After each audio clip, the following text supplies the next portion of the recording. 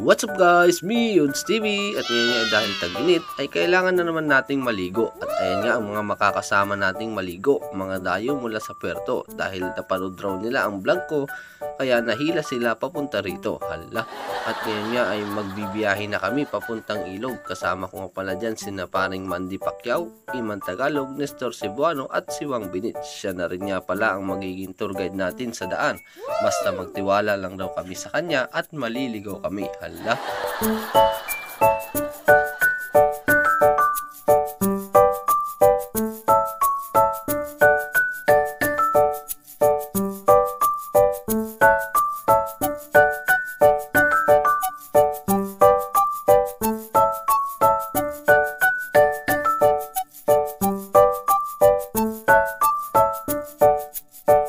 At sa hinaba-haba at nilubak-lubak nga ng aming biyahe ay nakarating na rin nga kami sa aming pagliliguan. Ayun nga, puro mga punot damo pa ang inyong makikita. Pero dahil hidden river nga ito, tara guys, samahan nyo kaming pasukin ito.